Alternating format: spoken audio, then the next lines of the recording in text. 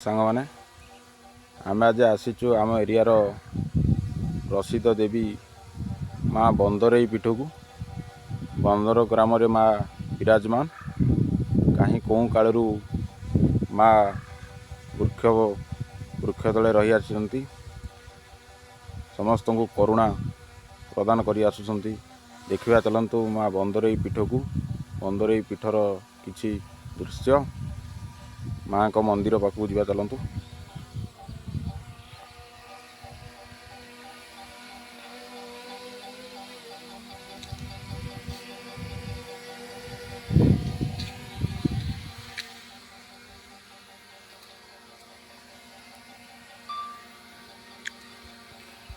माँ बंदर ग्राम कौ कालू रही आसी समुद्र पाखरे देवी नदी कूल जंगल मझिरे माँ कौ कालू रही आसी माँ को करुणा बहुत माँ को पाखक जी भी आसे निश्चिंत किसी ना किसी सफल हो पारे किंतु माँर ये स्थान रही माँ का स्थान ये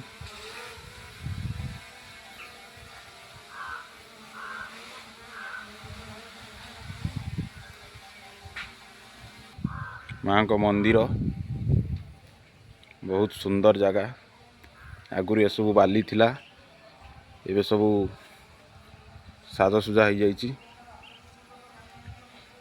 माँ को रोषशाल माँ को मंदिर देखिपे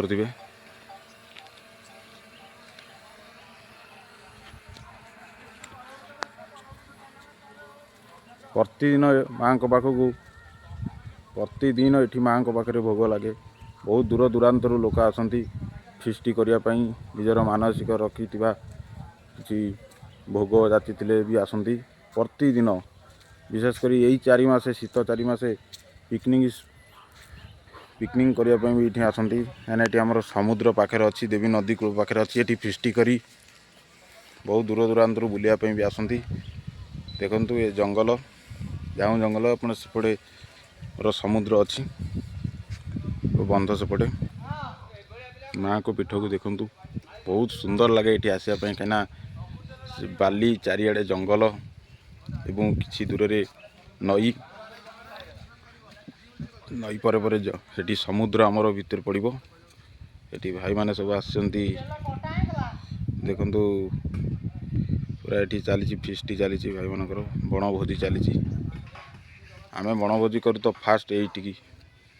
आसू प्रति वर्ष बनभोजी आम करूँ ये